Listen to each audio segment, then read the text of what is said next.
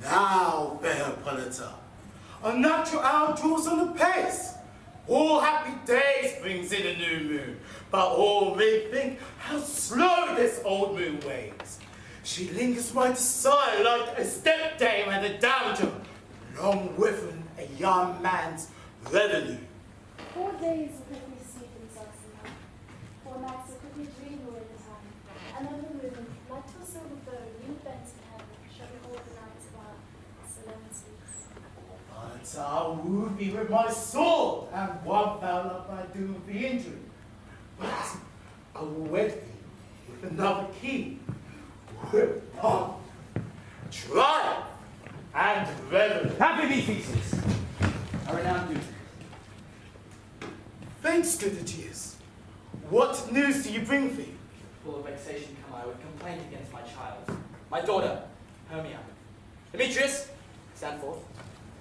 My noble lord, this man hath my consent to marry her. Stand forth, Lysander. My gracious duke, this man hath bewitched the bosom of my child. Thou, Lysander, thou hast given her rhymes and interchanged love tokens with my child. With cunning, thou hast turned her obedience which is due to me to stubborn harshness.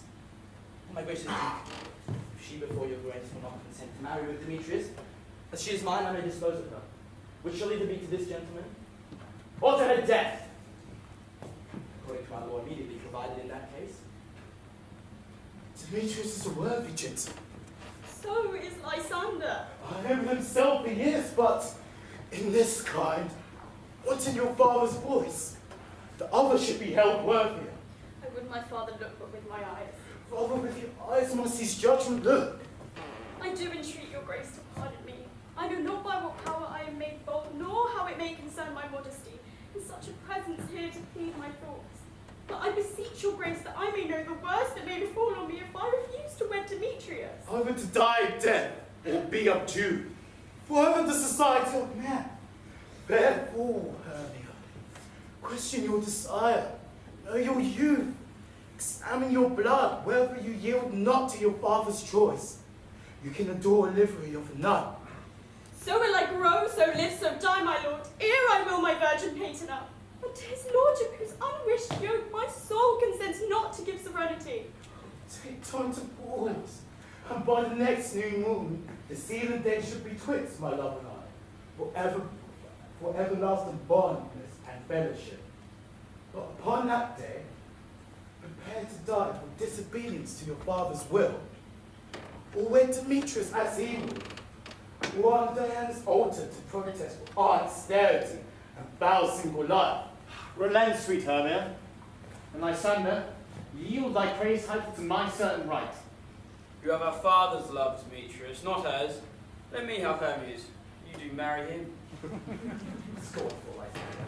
Truly hath my love, and what is mine my love shall render him, and she is mine. And all my right to her I do estate unto Demetrius. I am, my lord, as well derived as he, as well possessed. My love is greater than his. My fortune is fairly ranked, if not with advantage than Demetrius. And which is more than all these boasting me, I am beloved to the beauteous Hermia. Why should I not prosecute my right? And Demetrius, I'll vouch this onto his head, made love to Nedar's daughter, Helena, and her sweet lady dotes in idolatry upon this spotted and inconstant man. I must confess I have heard so much. Demetrius, come! Aegeus, come! I have some private schooling for you both. Come!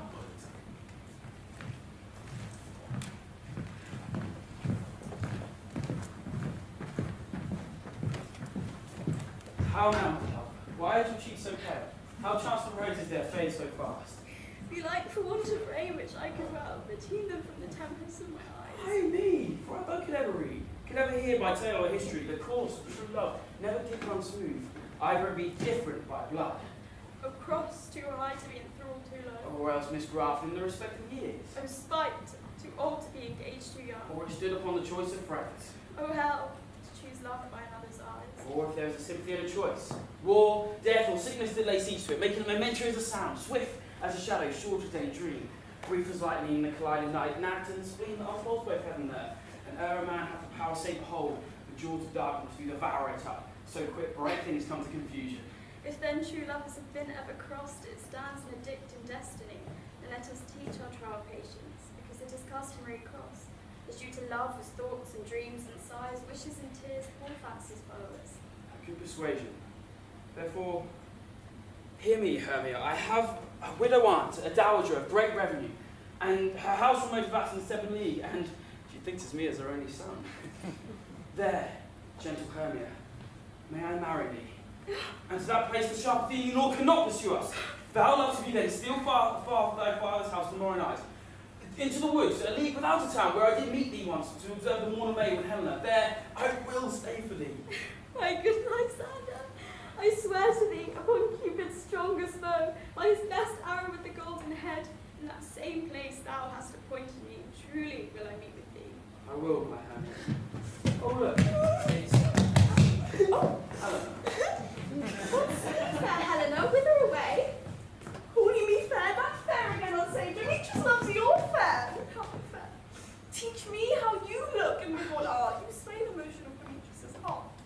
I frown upon him, yet he loves me still. But your frowns can teach my smiles such skill. I give him curses, yet he gives me love. That my prayers for such affection move. The more I hate, the more he follows me. Well, the more I love, the more he hates of me. His folly, Helena, is no fault of mine. None but your beauty, with that fault of mine. Take comfort. He no more shall see my face. Lysander and myself will fly this place. For the time I did Lysander seem Athens as paradise to me. Or then what graces in our love do dwell that he hath had heaven unto her hand. Helena, to you our minds we will unfold. Tomorrow night when Phoebe doth behold her silver visage in the watery glass, the liquid pearl in the graded grass, a place where lovers' flights doth conceal, through Athens' gates we have devised to steal. And in the wood where oft you and I, on faint primrose beds were wont to lie, emptying our bosoms of their counsel sweet, there is where Lysander and myself shall meet. Thence from Athens turn away our eyes to seek new friends and stranger companies. Farewell, sweet playfellow, pray thou for us. Good luck granting thy Demetrius. Keep word, Lysander, we must starve our sight, and love is true to me only. Keep promise, my How happy some or others some can be. Through Athens I am thought to be as fair as she, but what of that? Demetrius thinks not so. He will not know what all but he do know, and as he errs, doting on Hermia's eyes, so I admiring of his qualities, things base and vile, folding no quantity. Love can transpose to form and dignity. Love looks not with the eyes, but with the mind. And so is winged Cupid painted by, nor hath lost mind of any judgment taste, wings and no eyes, figure unheeded face. And therefore is love said to be a child, because by choice he is so oft beguiled. As waggish boys gave themselves for swear, so the boy love is bejewelled everywhere. For ere Demetrius looked on Hermia's eye, and hailed down oaths that he was only mine. And of this hail some heat from Hermia felt, and so he dissolved, and showers of oaths did melt. I will go tell him of her Hermia's flight, and to the wood he will tomorrow night pursue her. And of this intelligence, if I have thanks, it is a dear expense. But herein mean I to enrich my pain, to have his sight thither and back again.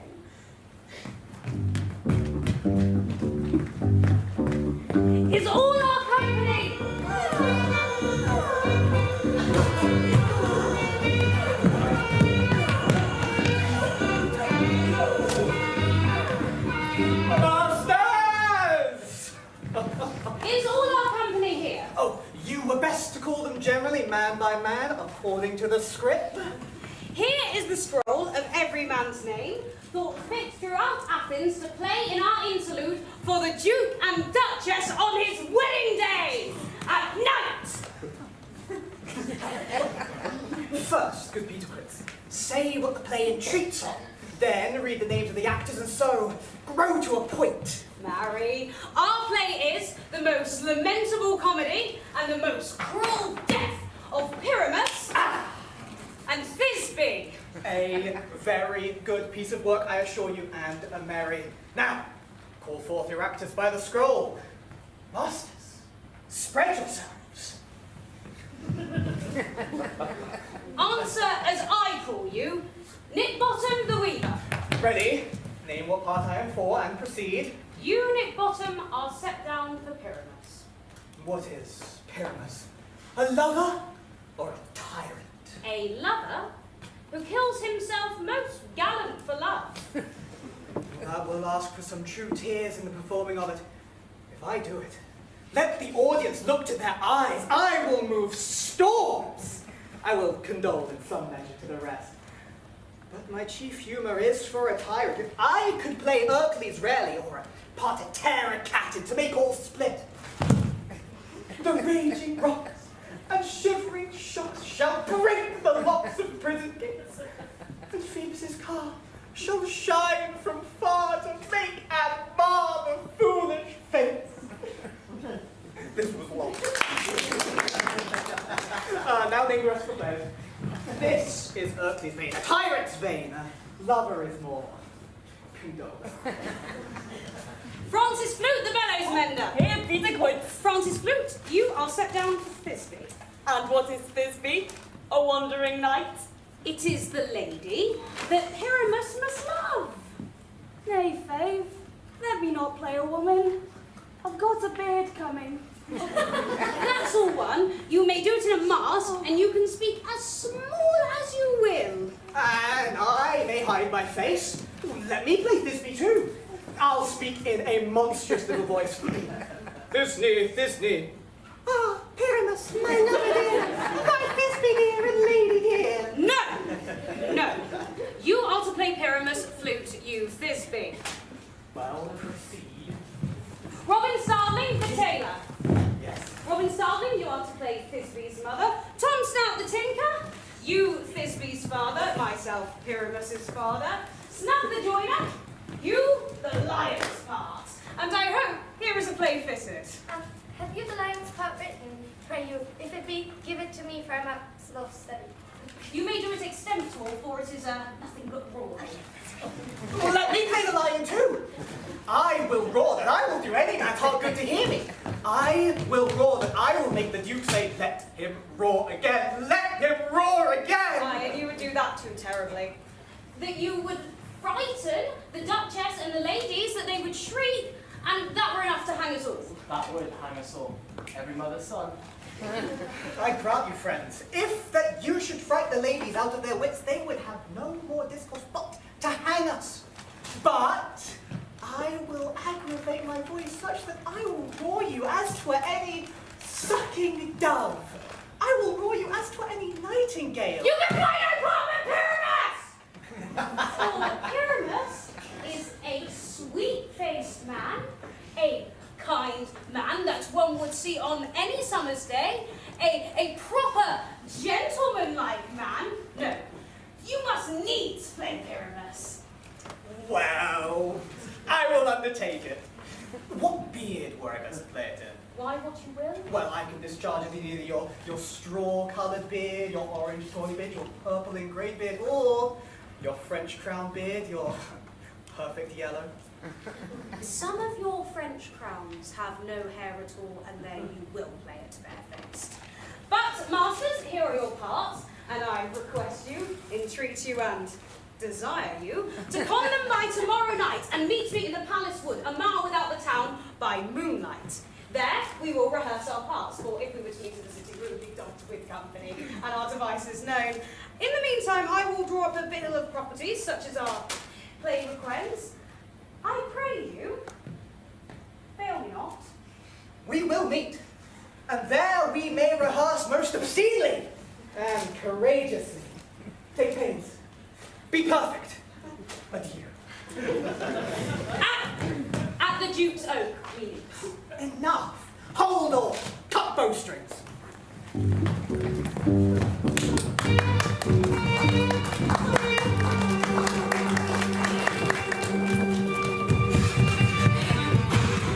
How now, spirit, whither wander you? Our queen, all let us come here anon.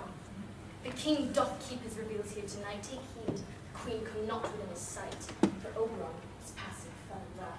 Because she, as her attendants have, a lovely boy stolen from an Indian king. She never had so sweet a changeling. For jealous Oberon would have the child, knight of his train, trace the forest line. If I mistake your shape and make inquiries, or is you that shrewd and knavy sprite, called Robin Goodfellow? Thou speakest aright, I am the merry wonder of the night. I jest to Oberon, the night, fat and being fed horse beguile, neighing in likeness, earthly food. Sometimes my back gossips bold, in very likeliness of a roasted crown. When she drinks against her lips I bob, and on her willing dewlap pour the ale, the wisest man tells the saddest tale. Sometimes 3-foot stones take me with me, and sit I from her bob down tall as she, and the whole choir holds their heads in love, and waxen in the mirth, knees and swear, a merry hour was never wasted there. The broom, fairies, here comes Oberon. Ill met by moonlight, proud Titania. What? Jealous Oberon? Fairies, skip hence. I have forsworn his bed and company. Tarry, Rushwanton. Am I not thy lord? Then I must be thy lady. But I know when thou hast stolen away from Fairyland, and in the shape of Corin sat all day, playing on pipes of corn and versing love to amorous Philida.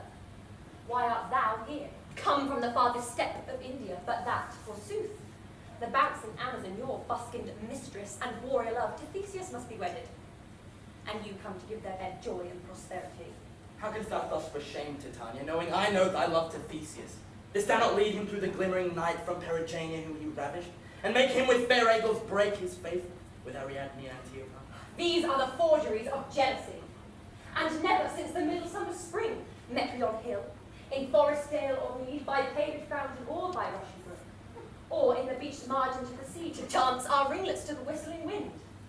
But with thy brawls thou hast disturbed our sport. Therefore the winds, piping to us in vain, as in revenge, have sucked up from the sea contagious fogs, which falling in the land have every pelting river made so proud that they have overborne their continents. And through this distemperature, we see the seasons alter. Spring, summer, child in autumn, angry winter change their wonted liveries, and the ways world by their increase knows not which is which. And this same progeny of evil comes from our evil. We are their parents and original. Do you amend it then? It lies in you. Why should Titania cross her own? I beg but a changeling boy to be my henchman. Set your heart at rest. The fairyland buys not the child of me. His mother was a votaress of my order, and in the spiced Indian air by night, full often hath she gossiped by my side, and sat with me on Neptune's yellow sands. But she, being mortal, of that boy did die, and for her sake do I rear up her boy, and for her sake I will not part with How long him. in this wood do you intend you stay? Perchance till after Theseus' wedding day. If you will patiently dance in our round and see our moonlight revels, go with us. If not, shun me, and I will spare thy horns. Give me the boy, and I will go with thee. Not for thy fairy kingdom. Fairies, away. We shall chide down right if I do longer stay. Go thy way! Thou shalt not from this go till I torment thee for this injury. My gentle pap, come hither. Thou rememberest since once I sat upon a promontory, and heard a mermaid on a dolphin's back utter such dulcet and harmonious breath. The rude sea grew civil at her song, and certain stars shot madly from their spheres to hear the sea maid's music. I remember. That very time I saw, but thou couldst not, flying between the cold moon and the earth, Cupid, all armed, a certain aim he took at a fair vestal thrown it by the west, and loosed his love shaft smartly from his bow, as it should pierce 100,000 hearts. Yet I might see young Cupid's fiery shaft, quenched in the chaste beams of the watery moon. Yet marked I where the bolt of Cupid fell. It fell upon a little western flower, before milk white, now purple with love's wound. And maidens call it love in idleness. Fetch me this flower, the herb I showed thee once. The juice of it on sleeping eyelids laid will make man or woman madly dote upon the next live creature that it sees. Fetch me this herb, and look thou be here again, a Leviathan can swim a me. I'll put a girder around the earth in 40 minutes. Having once this juice, I'll watch Titania when she is asleep, and drop the liquor of it in her eyes. The next thing then she waking looks upon, be it lion, bear, or bull, on meddling monkey or on busy ape, she shall pursue it with the soul of love. And ere I take this charm from off her sight, as I can take it with another herb, I'll make her render up her page to me. Who's this? I'm invisible, and I will overhear their conference. I love thee not, therefore pursue me not. Where is Lysander and fair Hermia? The one I'll say, the other say me. Thou toldest me they were stolen unto this wood, and yet here I am, woe within this wood, because I cannot meet my Hermia. Hence, get thee gone, and follow me no more. But you draw me, you hard-hearted Adam, and yet you draw not iron, for my heart is true as steel. The gleam of your powers draw, and I shall have no heart to follow you. Oh, do I entice you? Do I speak you fair? Or do I rather not, in plainest truth, tell you I do not, nor cannot, love you? But even for that, do I love you even more? I am your spaniel, and Demetrius. The more you beat me, I will fawn you. Use me as your spaniel. Smother me, strike me, neglect me, lose me. Only give me leave, and wild as I am to follow you. What was a place to beg for your love, and yes, and a place for some high respect of me. And use your tongue. Oh, turn not too much the hatred of my spirit, for I'm sick I do look on thee. I'm sick, but I look not on you. You impeach your modesty too much. To leave the city and commit yourself to one of the hands that loves you not. To trust the opportunity of the night and the ill counsel of the desert place with the rich worth of your virginity. Your virtue is my privilege. And I think it not night when I do see your face. Therefore I think we are not tonight. Not of these woodblacks worlds of company when you are my respect in all the world. And I am the name in all the world.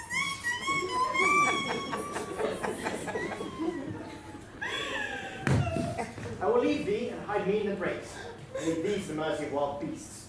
The world has have not such a heart as you. Run when you will, the story shall be changed. Apollo flies, Daphne holds the chase, like speeds to catch a tiger, boundless speed, when cowardice pursues, and valor flies. Will not stay thy questions, let me go. If thou follow, do not believe, but I will do thee mischief in the woods. Fine in the temple, in the town, in the field. Don't you do me mischief? Fine, Demetrius, your wrongs do set scandal of my sex. We cannot fight for this love as men may do. We should be weird and we're not made to win. But I'll follow thee and make heaven of that the time for that and as well. Fare thee well, nymph. If he do leave this grove, thou shalt fly, and he shall seek thy love.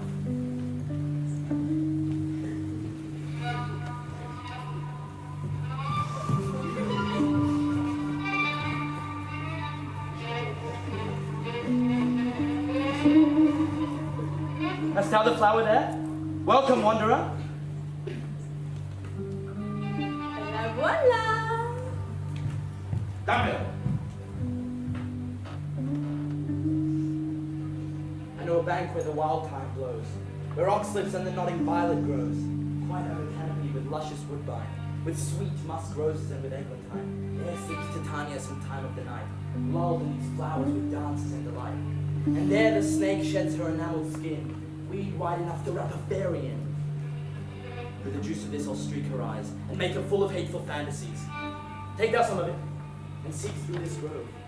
A sweet Athenian lady is in love with a disdainful youth. Anoint his eyes, but do it where the next thing he espies may be the lady. Thou shalt know the man by the Athenian garments he hath on, effected with some care, that he may prove more fond on her than she upon her lover. And look thou meet me here the first cock crow. Fear not, my lord. Your servant shall do.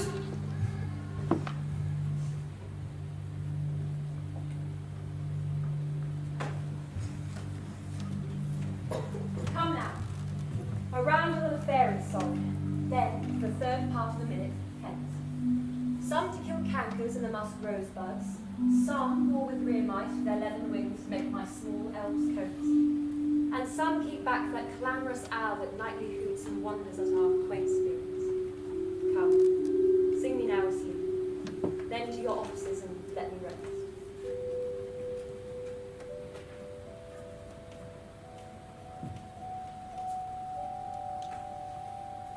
You spotted snakes with purple dye, hedgehogs, lilacs, birds that flying rose to the wine, the fairy queen, rang a bell with melody, sing in our sweet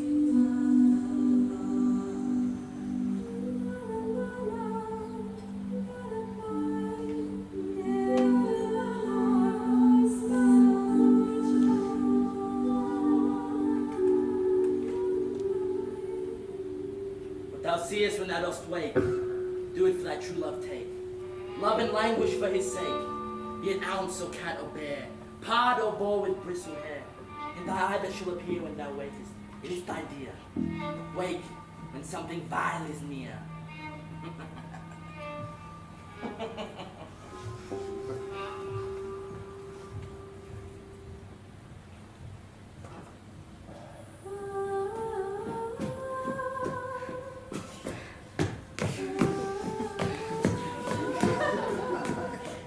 Fair love, you faint with wandering in the wood, and to speak truth, I forgot our way. We'll rest us, Hermia.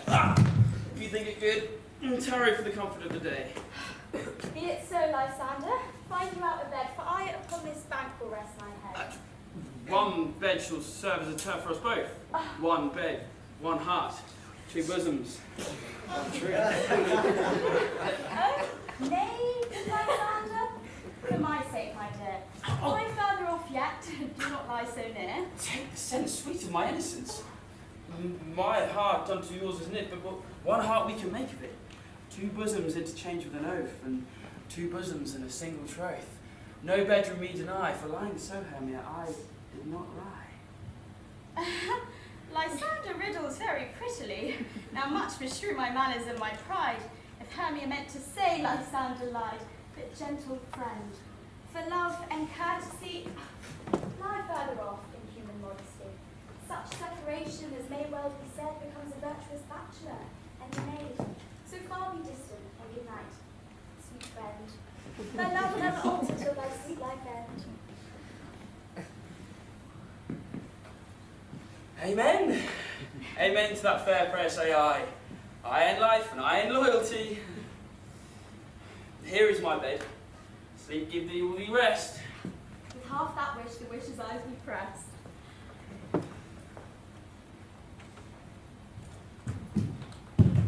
Through the forest have I gone, but Athenians found I none. On whose eyes I might prove this flower's voice and steering love. Night and silence, who is there? Weeds of Acton doth wear. This is he, my master said, despised the Athenian maiden. And the maiden, sleeping sound on the dank and dirty ground. She does not lie. Near this black love, this kill courtesy. Chill upon thou I throw all the power this charm doth owe. When thou wakest, let love forbid sleep his seat on thy island. So awake when I am gone, from its now to Oberon.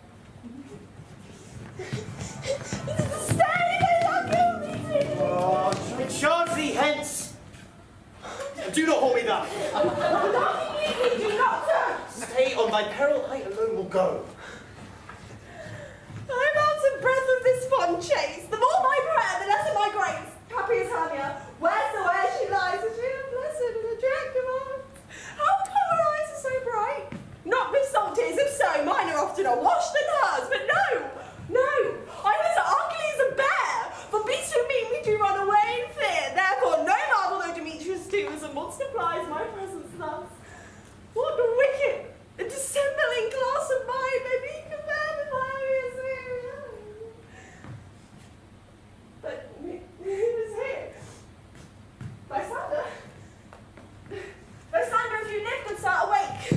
Run through the fire, I will for thy sweet sake. Transparent Helena, nature shows art. Now I see through thy bosom, makes me see thy heart. Where is Demetrius? Oh, how fit a word. Is that vile name to perish on my sword?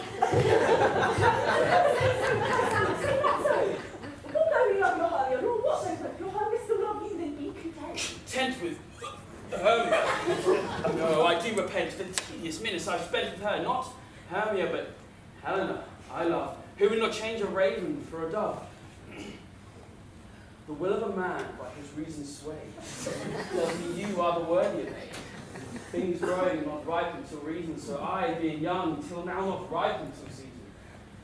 Leads me to your eyes where I look, love stories written in love's riches. Wherefore was I to this keen mockery born? Where's your hand and I disturb your thought? It's not enough. It's not enough, young man. I did never deserve a sweet look from Demetrius' eye, but you must pronounce my insufficiency. Oh, good truth, you do me wrong. Good sooth you do in such a disdainful manner me to woo. Oh, but there you are. Of course I must confess, I thought you lord more true gentleness. Oh, pretty lady, that one man refused, should another therefore be abused? She sees not Hermia, sleep thou there, and never mayest come Lysander near. And Helena, with my love and might, I will address and be your knight.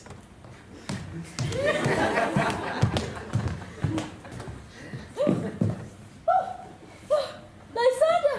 Help me, Lysander! Oh, do my best to pluck this cruelly serpent from my breast. My knee! For pity, what a dream was here! Look, Lysander, how I do quake with fear! Methought a serpent eat my heart away. You sat smiling at his cruel prey. Lysander? What, removed? Lysander? Lord? What? Out of hearing? God? No sound? No word? Alack, where are you? Speak, and if you hear, speak of all loves. I swoon almost with fear. No? Well, then I perceive you will not lie. Either death or you will fight immediately.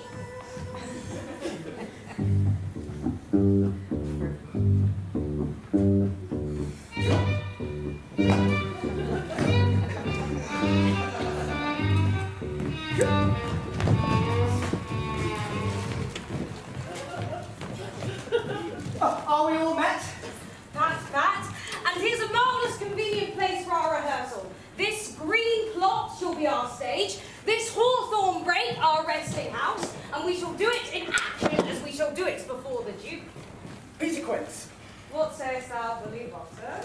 there are things in this comedy of Pyramus and Thisbe that will never please. First, Pyramus must draw a sword to kill himself, which the ladies cannot abide. How answer you that? Make him a polysphère. Well, I believe we must leave the killing out when it comes to it. Not a whit. I have a device to make all well. Write me a prologue, and let the prologue seem to say, we will do no harm with our swords, and that Pyramus is not killed indeed. And, for the more better assurance, tell them that I, Pyramus, am not Pyramus, but Bottom the Weaver. This will put them out of fear. Well, we shall have such a prologue, and it shall be written in 8 and 6. Make it 2 more. Let it be written in 8. Will not the ladies be afraid of the lion? Oh, I fear it. Masters, you ought to contend with yourselves to bring a God shield us. A lion amongst the ladies is a most dreadful thing, for there is not a more fearful wildfowl than your lion living, and we ought to look to it. Oh, then another prologue must say that they are not a lion. Nay, you must name his name, and half his face must be seen through the lion's neck, and he himself must speak through, saying thus or to the same effect, ladies, or fair ladies, I would wish you, or I would entreat you, or I would request you. Not to fear, not to tremble, my life for yours. If you think I come hither as a lion, it were pity of my life. No, I am no such thing. I am a man as other men are. And there indeed let him name his name and tell them plainly he is Snug the Joiner. Well, it shall be so. But there are two hard things. That is, to bring moonlight into the great chamber, for, as you know, Pyramus and Thisbe did meet by moonlight. Does the moonlight shine the light of you play? A calendar, look in the old man, find out moonshine, find out moonshine! Yes, the moon doth shine that night. Why, then you may leave a casement of the great chamber window where we play open, and the moon may shine in at the casement. Aye, or else one must enter with a bushel of thorns and a lanthorn, and says he comes to disfigure or to present the person of moonshine. Then there is another thing. We must have a wall in the great chamber, for, as the story goes, Pyramus and Thisbe did speak through a chink of wall. You can never bring on a wall. What say you, Bottom? Some man or other must present wall, and let him have some plaster or some loam or some rough cast about him to signify wall, and let him hold his fingers thus, and through that cranny shall Pyramus and Thisbe whisper. Well, it shall be so. Come, sit down, every mother's son, rehearse your parts. Pyramus, once you have spoken your speech, enter into that break, and so every man according to his cue.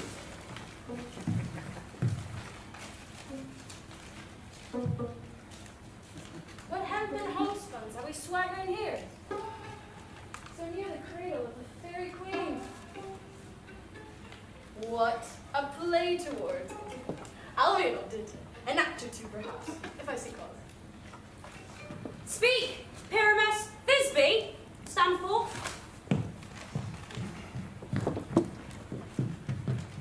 Thisbe, the flowers of odious savours sweet. Odours, odours. Odours, savours sweet. So hath thy breath, my dearest Thisbe dear. But hark, I hear a voice. Stay thou but here a while, and by I will to thee appear. Strange Pyramus here played here. But so speak now. I must you, before you ought to understand, he goes to hear a noise he heard and is to come again. O most radiant Pyramus, most lily white of hue. The colour of the red rose like child fruit briar, a frisky juvenile, and eke most lovely dew, as true as horses yet would never tire. I'll meet thee, Pyramus, at Ninny's tomb. Nina's tomb, man, why you must not speak that yet. That you speak to Pyramus. Pyramus, your cue is past. It is never tire. As true as horses yet would never tire. If I were fair!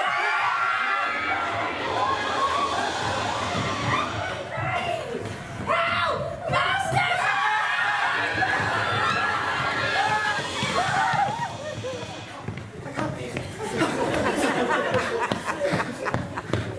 I'll follow you.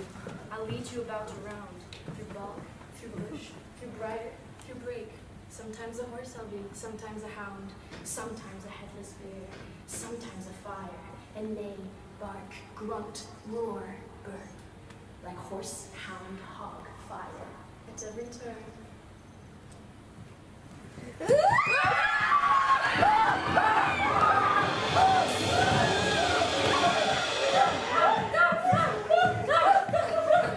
Why do they run away? This is a knavery of them to make me afeard. Oh, Midsummer, I'm changed. What do I see on thee? You see assholes right?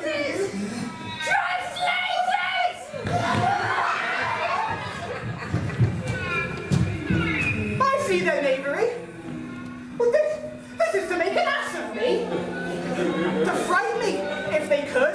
But I will not stir from this place, do what they can. I will walk up and down here and I will sing, that they shall hear I am not afraid. The house so hot, so black of hue, with orange tawny bill.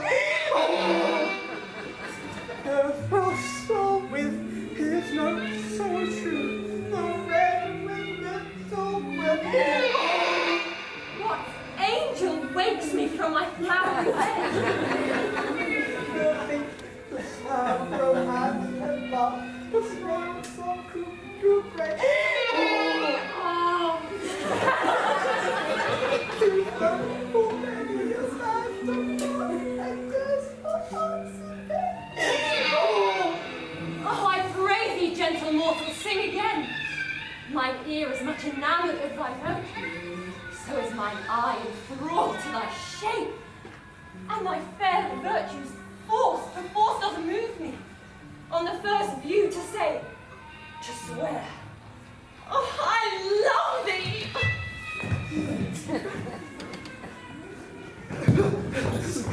Methinks, mistress, you should have little reason for that. Though, to say the truth, reason and love keep little company together nowadays. The more's the pity that some honest neighbour won't make them friends. Thou art as wise as thou art. Not so neither. Though if I had wit enough to get me out of this wood, I have enough to serve mine own turn. Out of this wood! Do not desire to go. Thou shalt remain here whether thou wilt or no. I am a spirit of no common rate. The summer still doth tend upon my state, and I do love thee. Therefore go with me. I'll give thee fairies to attend on thee, and they shall fetch thee jewels from the deep and sing while thou on pressed flowers dost sleep. And I will purge thy mortal grossness, so that thou shalt like an airy spirit go.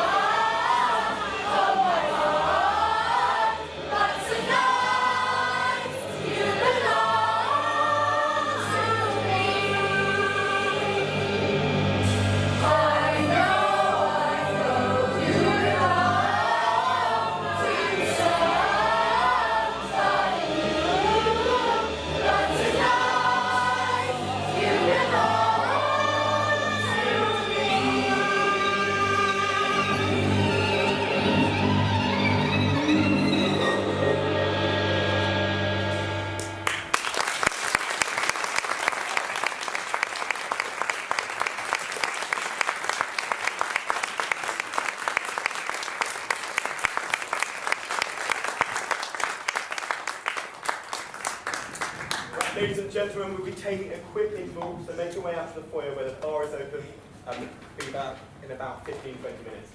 So enjoy yourself and get through.